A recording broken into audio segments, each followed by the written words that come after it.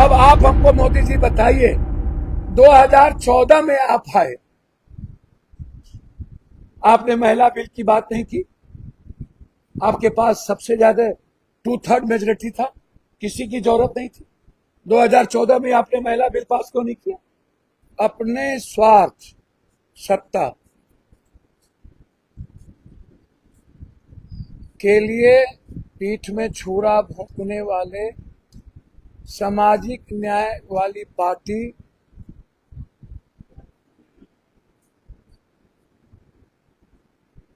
जो कहते तो हैं कि मैं अत्यंत पिछड़ा का नेता हूं, दलित का नेता हूं, माइनॉरिटीज का नेता हूं, ओबीसी का नेता हूं, लेकिन उनका चाल चरित्र हरकत कितना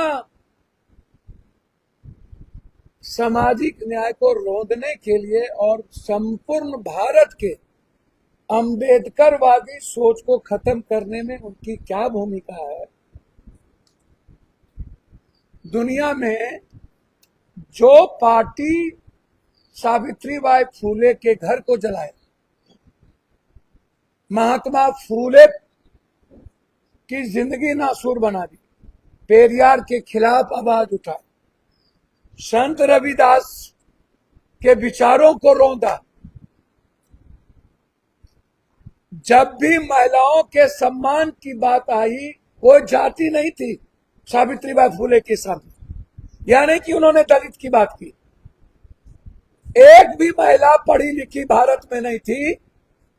तब जब दुनिया की महिलाओं के लिए एजुकेशन का सवाल उठा तो सावित्रीबाई फूले और उसके परिवार पर कितनी यातना दी गई ये दुनिया जानती है। बाबा साहब अंबेडकर जब संविधान की बात की तो संविधान के कॉपी को जला दिया। मनुस्मृति में साफ लिखा है कि महिलाओं को समाज में किस दर्जे का सम्मान मिलना चाहिए। क्लियर है। संविधान कहता है कि हम पहला निर्णय यदि कांग्रेस बाबा साहब अंबेडकर ने लिया तो देश की महिलाओं को वोट डालने के अधिकार के रूप में पहला निर्णय। उसमें दलित नहीं था, उसमें ईबीसी नहीं था, उसमें ओबीसी नहीं था, उसमें सभी जाति वर्ग के महिलाओं के अधिकार की बात की। मनुस्मृति क्या कहा? नहीं।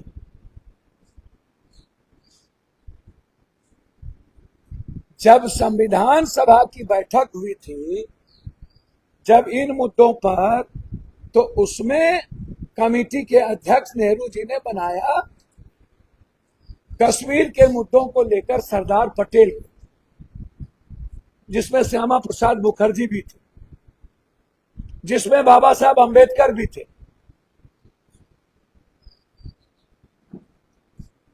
और पूरा स्वतंत्र किया हरि सिंह थे। और साफ शब्दों में हुआ था कि कश्मीर को जब हम नहीं जाने देंगे, नेहरू जी ने कहा था इस बात को, तो उसी वक्त संविधान सभा की एक बैठक में यह निर्णय लिया गया था कि हमें इस भारत का जो सामाजिक समरसता है उसमें महिलाओं का रेस्पेक्ट किया। 370 भी उसी वक्त श्यामा प्रसाद मुखर्जी के कमेटी में या वहां की स्वतंत्रता की बात की गई थी, तो भारत के महिलाओं की फ्रीडम की बात की गई थी। ये दो निर्णय बहुत महत्वपूर्ण। तो संविधान की कॉपी जलाया। उसके बाद 50 सालों तक राष्ट्रीय झंडा आरएसएस के मुख्यालय पर नहीं दर्ज हुए, वहां इनकी मनुस्मृति का झंडा था। अब दूसरी बात हमको बताना चाहिए। सबसे पहले आप हमको बताइए, अटल बिहारी वाजपेयी जी 6 साल प्राइम मिनिस्टर है।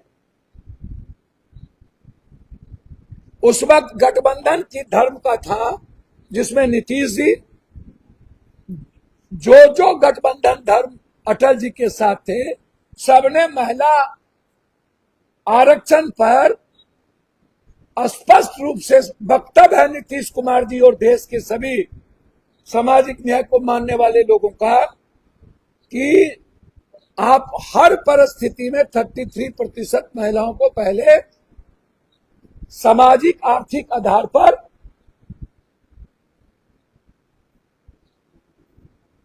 आरक्षण दीजिए, जिसमें ईबीसी,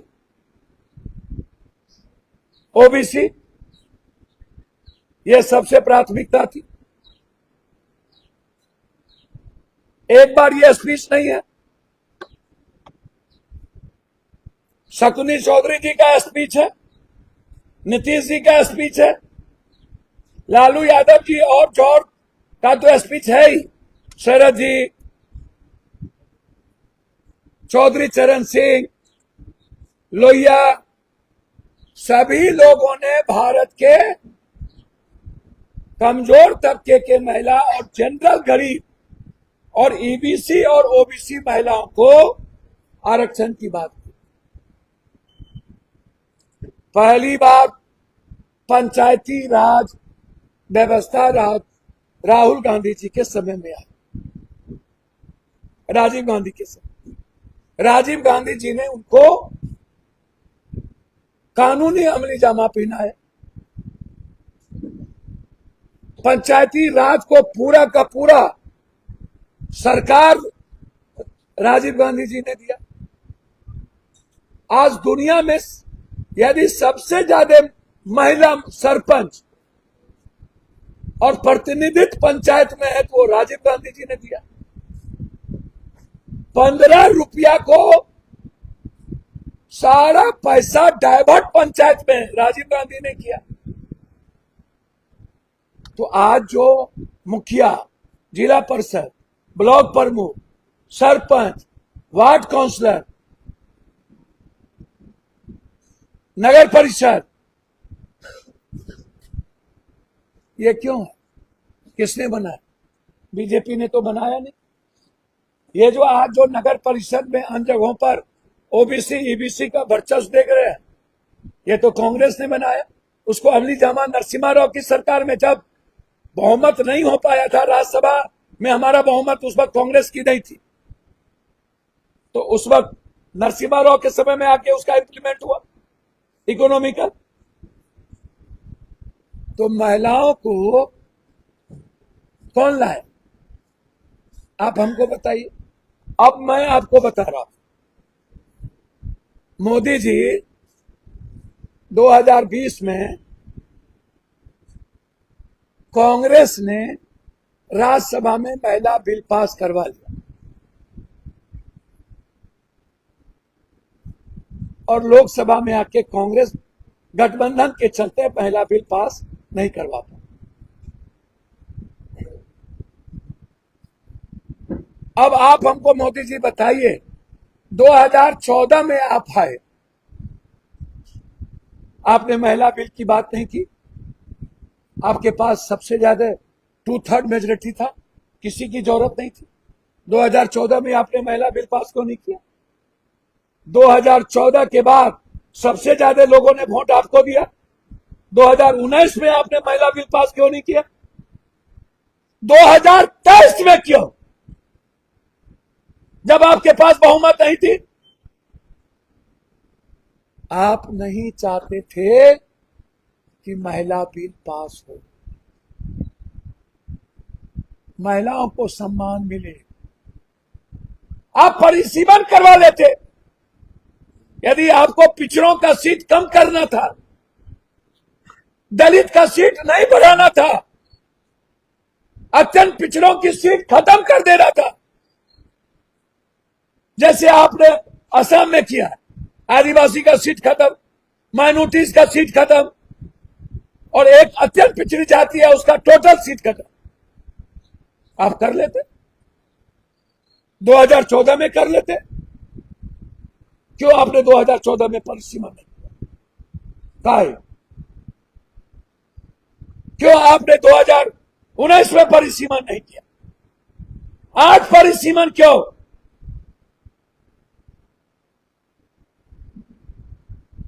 आपके पास तो था बहुमत महिला आरक्षण बिल के लिए। दो बार भारत की जनता ने आपको बहुमत दिया। उस वक्त आप 10 सालों तक एक बार भी महिला बिल की बात, 23 में महिला बिल की बात आई। महिला बिल सारे देश के सांसदों ने 543 पर महिला को 33% लाने की वकालत करके पूरा का पूरा दोनों सदन से पास कर दिया। राष्ट्रपति महोदया जी का सिग्नेचर हो गया। तो जब कानून बन गया तो ये गिरा कब? दस्तखत होने के बाद गिरता है क्या? महिला बिल तो गिरा नहीं, और महिला बिल तो था नहीं। ये जो अछरकटुआ नेता लोग, जो दलितों की बेटी नफरत करता है, जो लोग अत्यंत पिछड़ों की, गरीब और ग्रामीण स्तर की बेटी से नफरत करता है, वोट लेंगे आदिवासी का, वोट लेंगे ईबीसी का, ओबीसी का, वोट लेंगे जनरल महिला का, वोट लेंगे दलित का, और विरोध करेंगे। गांव की महिलाएं नहीं आए।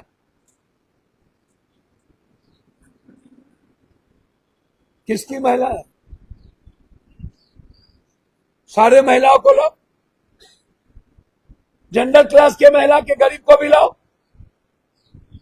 कर दो 50% आरक्षण, 50-50 कर दो, तैयार है।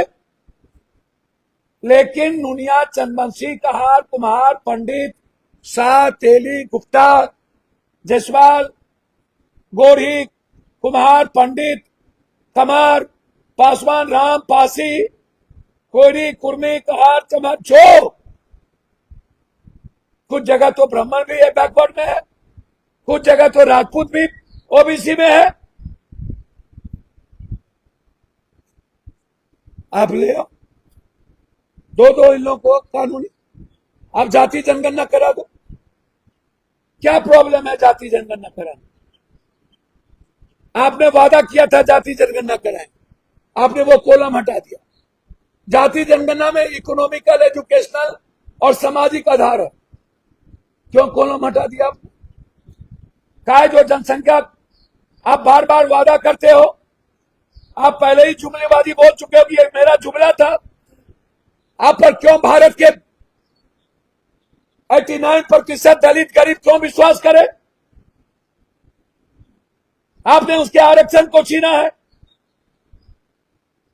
आपने यूजीसी में नफरत पैदा किया है, आपने ST/SC बिल में आपने राजनीति की है,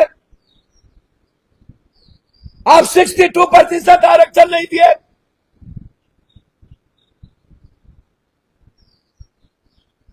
आग्रह करेंगे इन दलित नेताओं से और पिछड़ों के और अत्यंत पिछड़ों के वोट लेने वाले नेताओं से, इतिहास माफ नहीं करेगा, मिट जाइएगा आप।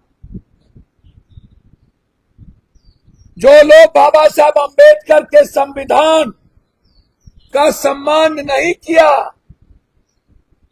उसका इतिहास मिट जाएगा। नीतीश कुमार जी हमेशा से Lalu Yadav, George Fernandes, Mulayam Singh Yadav, Sharad Pawar, Stalin, CPI, CPM, माले, फॉरवर्ड ब्लॉक, भारत के सभी संविधान को मानने और सामाजिक न्याय के मानने वाले लोग का जो प्रतिनिधित्व करते हैं, ममता बनर्जी हो या और कोई भी, वह जाति जनगणना जो गरीब है उसका न्याय मिले वो चाहता है, और गांव की महिलाओं को, गरीब महिलाओं को, दलित और अत्यंत पिछड़ी की महिलाओं को महिला आरक्षण में प्रतिनिधित्व मिले, इसके लिए आरक्षण चाहते हैं। आप सिर्फ इस बिल को राजनीति करने के लिए लाए, 2014-19 में गायब हो गए, 2023 में हम पहले ही बिल पास करवा लिए, 2026 में आप जाति जनगणना बिना कराए, आपका महिला आरक्षण बिल का कोई मतलब नहीं था, आप परिसीमन के को हिडन एजेंडा में ले आए। और आप चाहते थे कि भारत का लगभग विपक्ष का सीट खत्म हो जाए, अत्यंत पिछड़ा का सीट घट जाए, दलित का सीट जो है उतना ही रहे, ना बढ़े, माइनॉरिटी लगभग खत्म हो जाए, और ओबीसी का भारत का जितना नेता है उसकी सीट को तहस नहस कर दिया।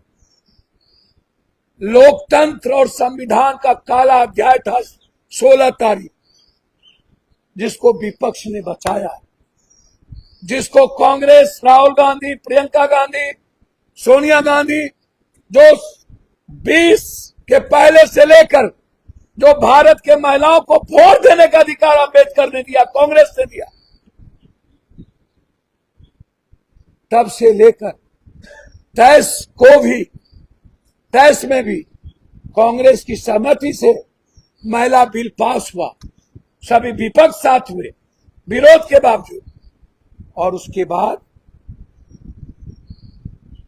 26 में आपने संविधान खत्म करने के लिए मनुस्मृति ही इस देश को चलाए, बाबा साहब अंबेडकर के सपना को मिटा देने के लिए जो उन्होंने अधिकार दिया है गरीबों को, उसके लिए आपने आरक्षण मुद्दा ही नहीं लाया, आपने परिसीमन दिया। क्यों आपने 3 बिल लाए? काय आपने जनसंख्या लाए, काय आप परिसीमन लाए? क्यों आप मनमानी करना चाहते हो?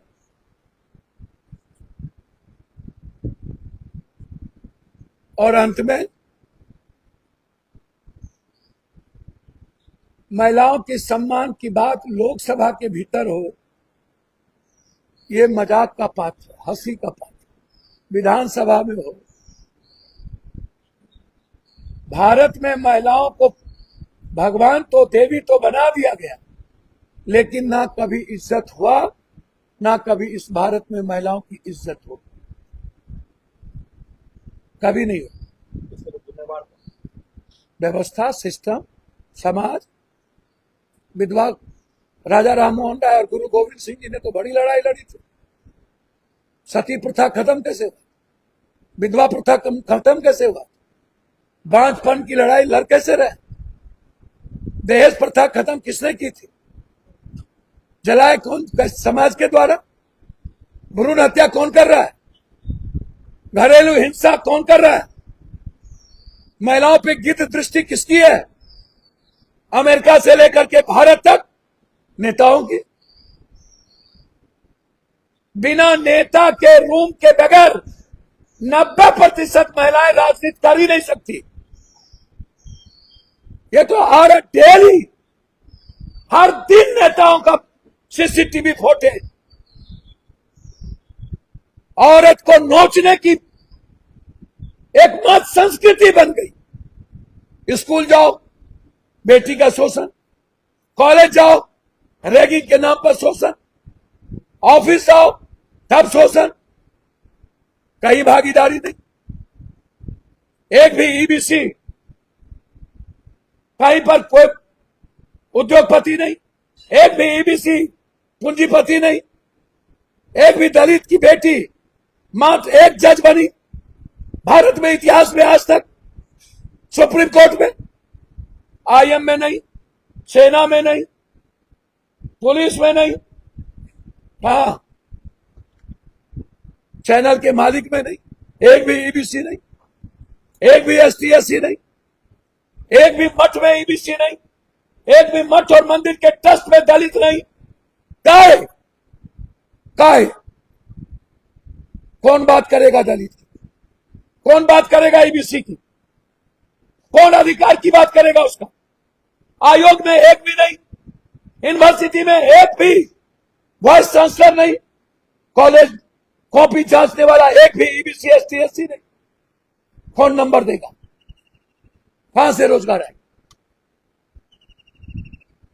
आप जनरल महिला को क्यों नहीं लाना चाहते? करिए, हम तो कोई नहीं कहता आपको ये महिला, सबको इक्वल दीजिए आप। इसीलिए आप महिला विरोधी ही नहीं है, आप महिला के शरीर को नोचने वाले लोग हैं। आप लोग लोकसभा और विधानसभा महिलाओं को गिद्ध दृष्टि से देखती है। मैंने सदन में कहा कि 75% नेता पॉर्न देखते हैं। सबका मोबाइल चेक कर लो, मोबाइल से कुछ भी डिलीट नहीं होता है, करो चेक। सारे कुकर्म का जर ये सिस्टम है, नेता, बाबा, पदाधिकारी और ये पूंजीपति। हमारा प्रतिनिधित्व सुप्रीम कोर्ट, हाई कोर्ट में नहीं, मेरा प्रतिनिधित्व आयोग में नहीं, मेरा प्रतिनिधित्व यूनिवर्सिटी में नहीं, मेरा प्रतिनिधित्व कॉलेज में नहीं, मेरा प्रतिनिधित्व उद्योगपति में नहीं, चैनल में नहीं, मठ में नहीं, सेना में नहीं। और बात करें अपनी महिलाओं को समाज में ले जाने का, तो आप नफरत पैदा होता है। वोट लोगे पूर्णिया में आदिवासी से, वोट लोगे पूर्णिया में कुर्मी से, वोट लोगे कुशवाहा का, वोट लोगे दलित का, और बात करोगे सिर्फ गरीब विरोधी। मैं मुख्यमंत्री जी को याद दिलाना चाहता हूं, नीतीश कुमार जी से पूछ लीजिए किस तरह के महिलाओं को आरक्षण वो चाहते। और हाथ जोड़ता हूं, एक बार शकुनी चौधरी साहब का लोकसभा का स्पीच भी सुन लीजिए और नीतीश कुमार का 10 बार स्पीच सुन लीजिए। वो कभी तैयार नहीं हुए महिला आरक्षण के बगैर महिला बिल पास हो। तो आप अपने गठबंधन से पूछ लो। पटना में सम्राट चौधरी महिलाओं के साथ प्रदर्शन कर रहे हैं। मैं अच्छी बात है, ये महिलाओं का हम सम्मान करते हैं।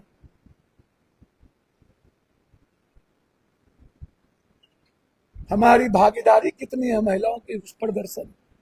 दलित कितने हैं, माइनॉरिटीज कितने हैं, गरीब कितने हैं? चोर गाल बजाता रहता है, चोर करे शोर, बड़ों के बाप कनियों के बाप, चित भी मेरी पट भी मेरी। इस देश का OBC, EBC, ST/SC माइनॉरिटीज माफ नहीं करेगा इन लोगों को। इतिहास लिखा जाता है और इन लोगों ने इतिहास के पन्ने में विभीषण किनखैया घोषित ये दलित पिछड़ा नेता हो चुके, इन लोगों को कभी माफ नहीं करेगा। बिहार के नए मुख्यमंत्री पर नाहक